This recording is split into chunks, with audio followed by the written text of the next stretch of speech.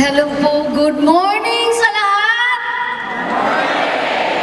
Hindi ko kayo masyado makita kasi ang light nakafocus sa akin. So first of all, thank you muna ako before sa story ko. First of all, thank you Almighty Father for having the opportunity nagbigay mo sa amin sa AIM Global. Thank you, Doc Ed Cabantog and Dr. Connie Cabantog. Thank you for mentoring me for the past 11 years. Thank you, Sir Francis Miguel and Ma'am Lay, Sir Jan Aspirin, thank you very much. And no words can express how much we say thank you to you. Thank you. And thank you sa mga VPs, thank you sa mga marketing team, SBs, sa upline ko, si Mr. Lou and Jan Yanok, thank you very much. Sa family ko, thank you.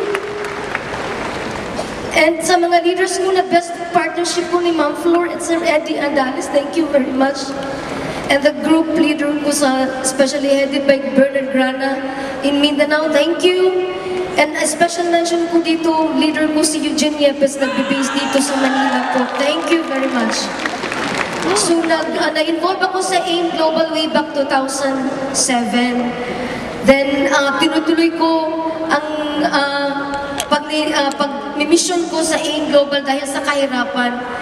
Dahil isang mangisda ang husband ko, ako naman isang librarian, kahit walang sentimo o walang nasisave dahil sa anak buhay namin. Sineryoso kong AIM Global for the past years na tudong-tudo.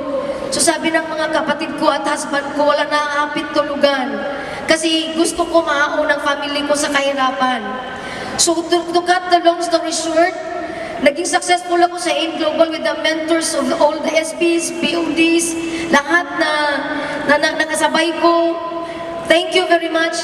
Then tuloy-tuloy ko lang ang pagiging mag-share ko sa lahat sa sulok sa Pilipinas. So ganun, na-achieve ko yung hopefully ma-inspire po kayo dito. Na-achieve ko yung first million ko within 11 months.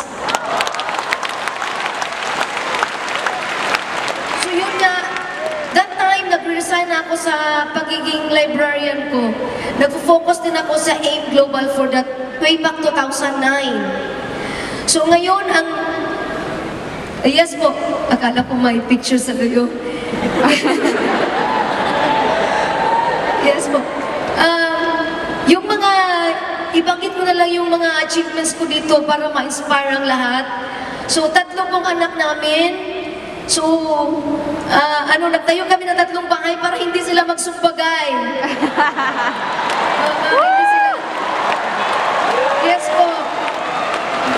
Then, sa achievements namin, sa isang ordinaryo na mangingisda ang husband ko, ang latest achievement namin ngayon, aside from 4 na sasakyan, ang achievement namin ngayon, yung bagong bahay sa bunso para sa bunso namin, yung 2-story na house na mayroong swimming pool sa rooftop.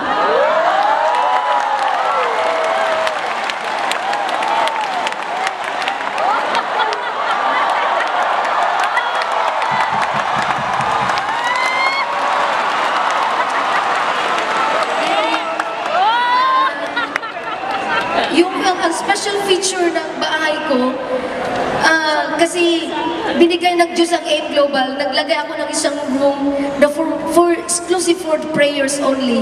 Yung prayer room. So yun ang achievement ko, yung sa bahay ko, yung may prayer room. Kasi every time ako nagdadasal, kasi yung parang magic talaga yung nangyari sa amin. Yung everyday ang encashment talaga. Na hindi namin mapaniwala yung sarili namin na pwede kami mag-shopping para sa bahay yung mga gamit.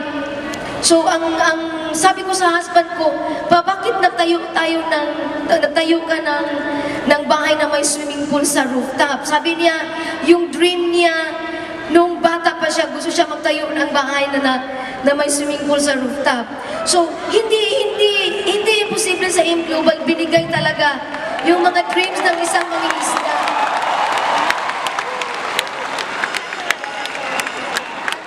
So,